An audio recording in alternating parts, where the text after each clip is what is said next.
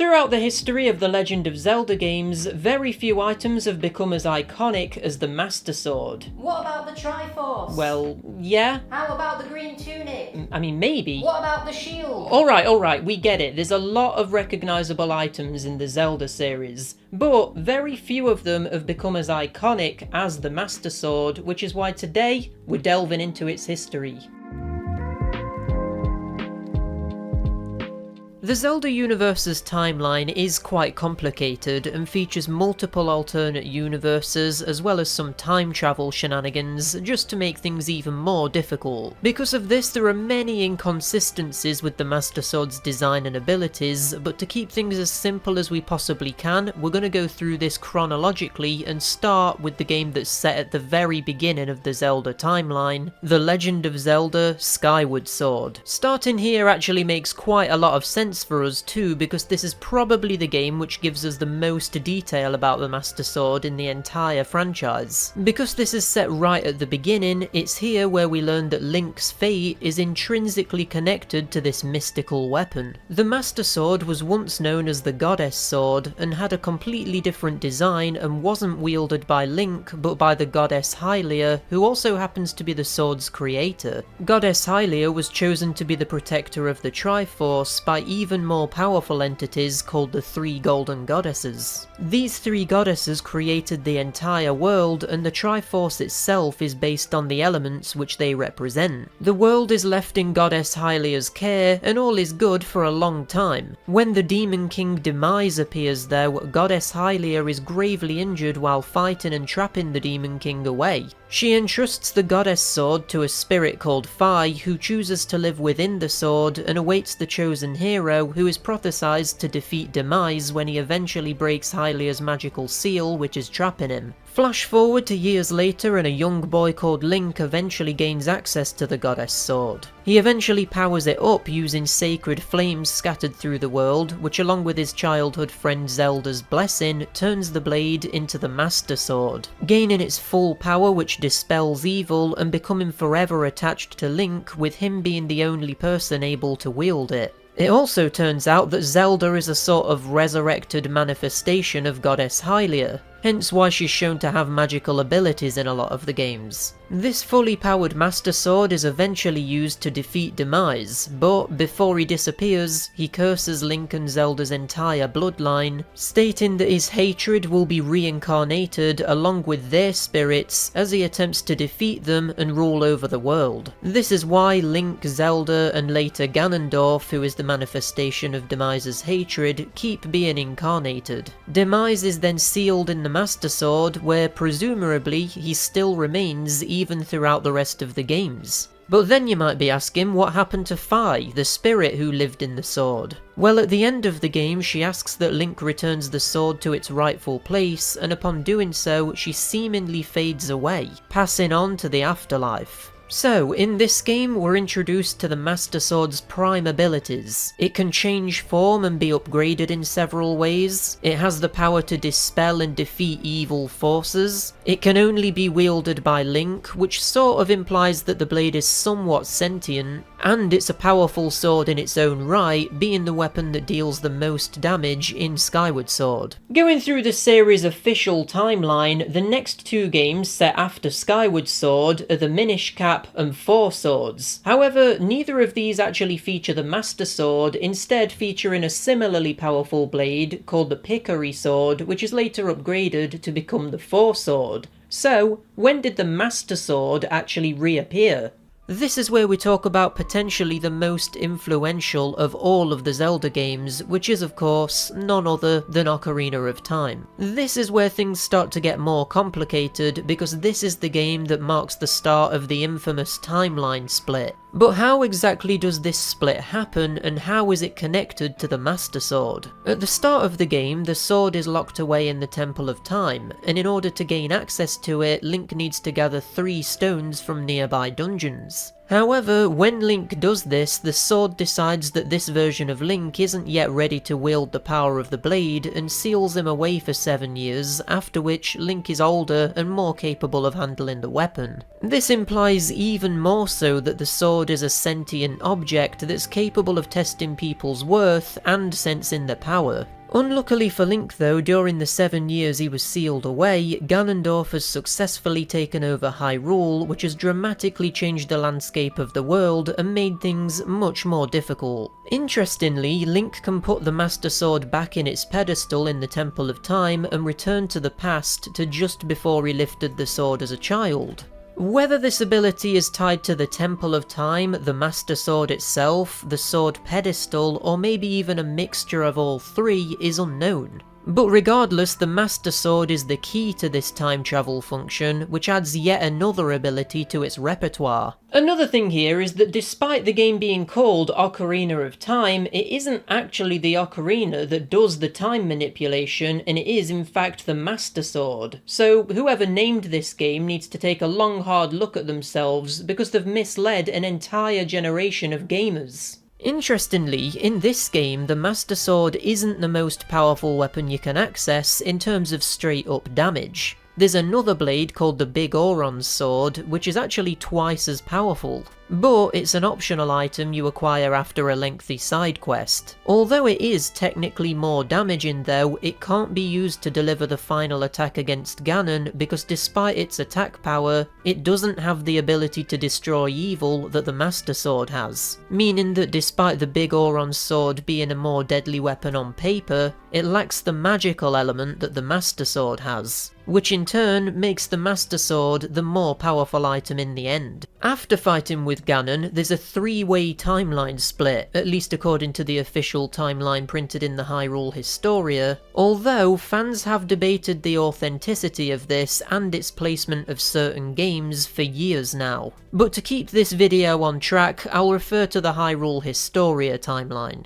So the first split is a slightly odd one in which Link is defeated, which leads to an event called the Sealing War, in which Ganon reaches full power and is imprisoned in the Dark World by the 7 sages. It's after this that A Link to the Past is set, and we get our next look at the Master Sword. This version of Link obtains the sword in the Lost Woods, and is the first time in the canon that we observe its ability to use the Sword Beam. Well, technically a similar ability was actually seen in Skyward Sword, but it worked slightly differently there and was referred to as the Skyward Strike. A Link to the Past is the first game where the more traditional sword beam is used, and this is basically a sword swipe that fires out a beam which hits enemies at a range. But this ability can only be accessed if Link is at full health, implying that the sword can draw power out from people depending on their state. This game also marks the first time that the Master Sword can be upgraded past its standard form, becoming the Tempered Sword and finally the Golden Sword. Rather than being considered completely different swords though, these are more so different forms of the Master Sword. So now, on top of the Master Sword's previously seen abilities, like the power to dispel evil, its time manipulation capabilities, only being wielded by those it deems worthy, seemingly being somewhat sentient, and just having a high base damage in general, we now also know that it can fire a sword beam and can be upgraded to make it even more powerful. This thing just gets more and more dangerous. A Link to the Past also has Link collect 3 pendants before he can wield the sword, which adds to my theory that the sword is kind of a living thing,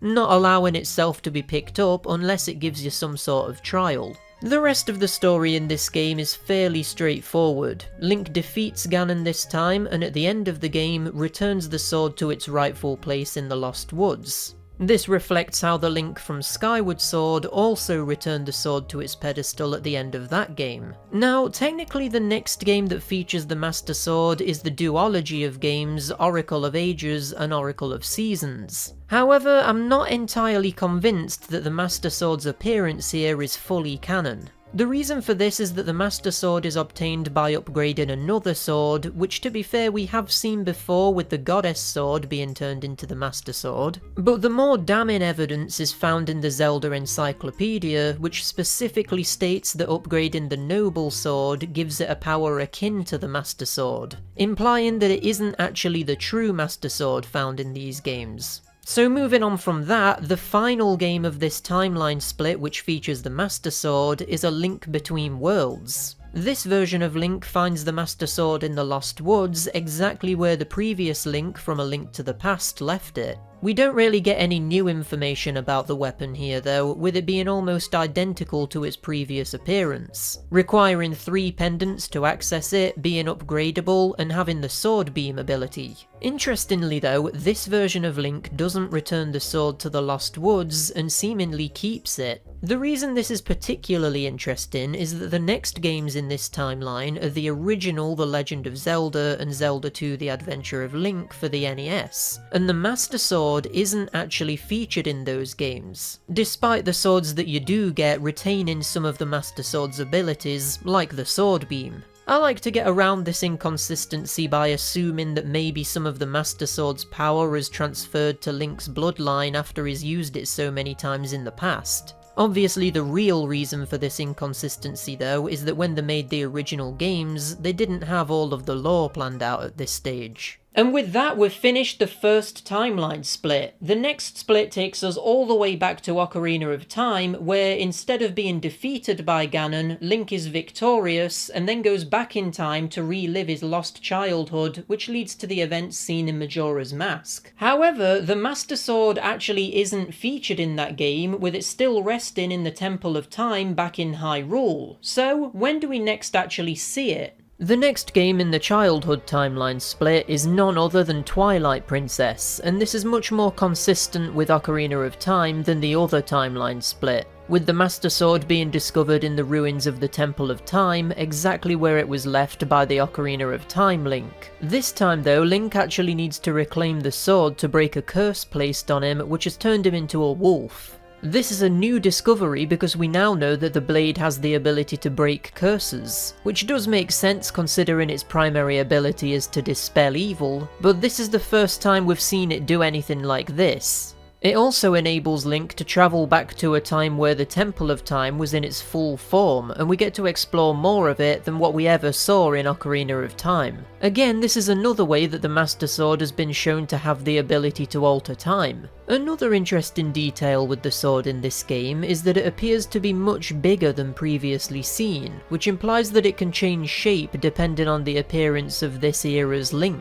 The Master Sword is once again upgraded in this game too, but this time with the power of souls, which give the blade the power to clear dark fog, which normally turns you back into your wolf form. As for other Master Sword appearances in this timeline, that's actually it. So that was a lot easier to go through than the first timeline split, wasn't it? So now, let's go all the way back to Ocarina of Time once again to talk about the third and final timeline split. So, with Link having gone back in time to re-experience his childhood in the 7 years he lost while sealed in the Temple of Time, that leaves the future where Link has just gone back in time without a version of Link. This allows Ganondorf to eventually be revived, and because Link isn't there to stop him this time, the sages have to resort to drastic measures, sealing Ganondorf in Hyrule and flooding the world to prevent the seal from ever breaking. This all leads to the event seen in The Wind Waker, in which Link eventually travels underwater to the flooded Hyrule and discovers the Temple of Time from Ocarina of Time, which of course is where the Master Sword is still located.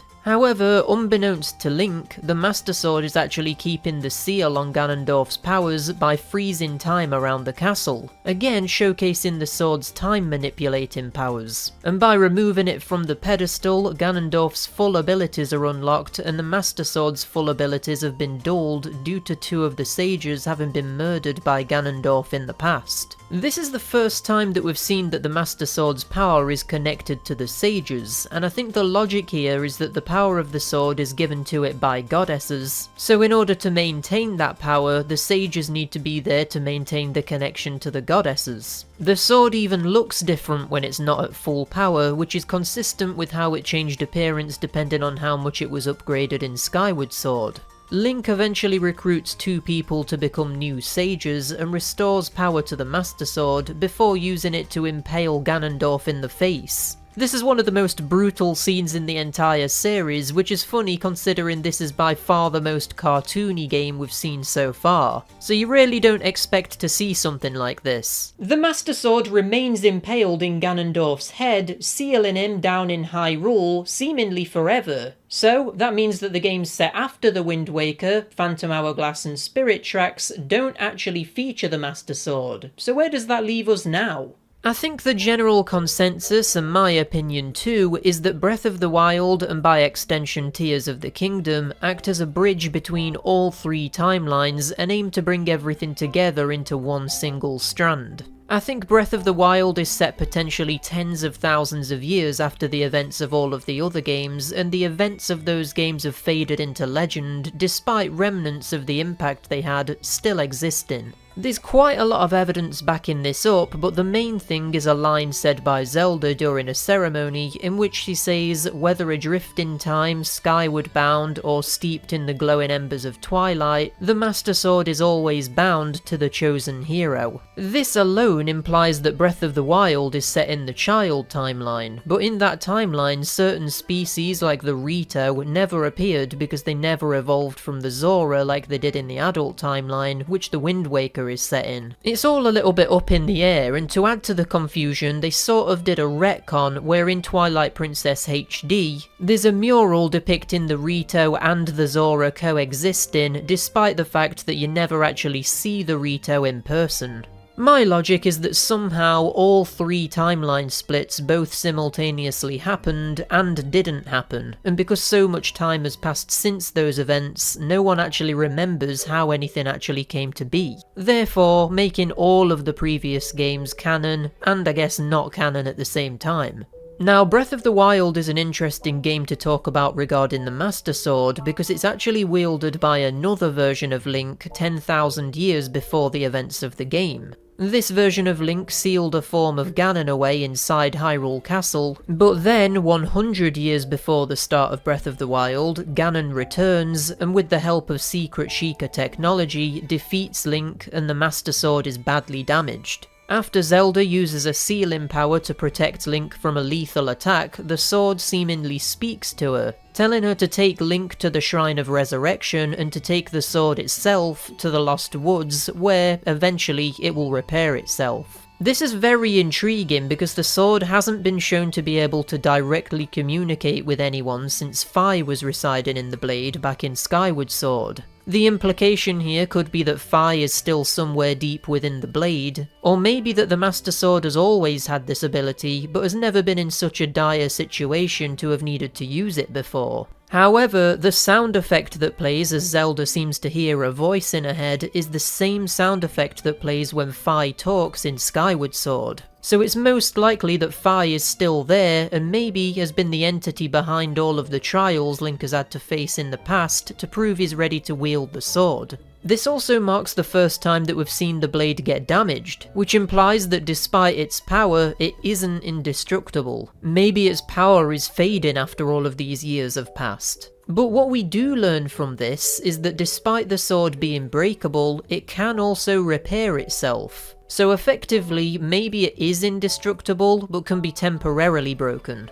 Link rests in stasis for 100 years in the Shrine of Resurrection to heal from his wounds, and this is where the game actually begins. Now in this game, Link actually doesn't need to get the Master Sword at all during his adventure. However, it is there in the Lost Woods, and to lift it you need at least 13 hearts. Otherwise it will completely drain your health, and Link will be unable to use the sword until he's gotten more health and proved he's worthy. This time the Master Sword can't be used forever and has an energy meter which when depleted will need time to refill so that you can use it again. As far as I'm aware, the reason for this isn't explicitly stated in the game itself, but it could be assumed that this is a result of the blade being damaged 100 years ago.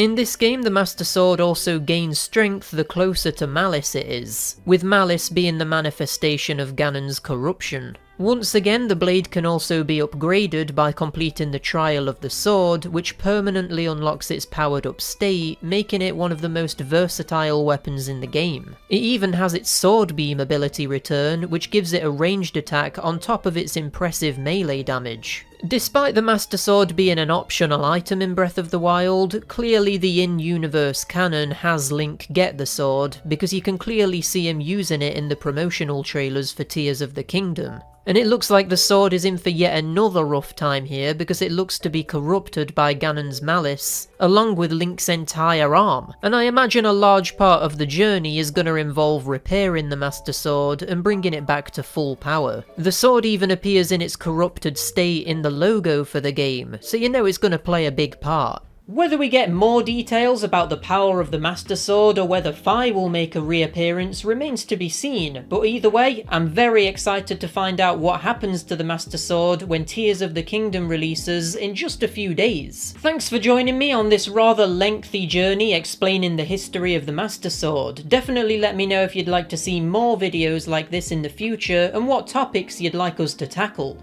Definitely share your excitement for the release of Tears of the Kingdom in the comments below. And for now, I've been Rob from Retro Dodo, and I'll see you in the next one.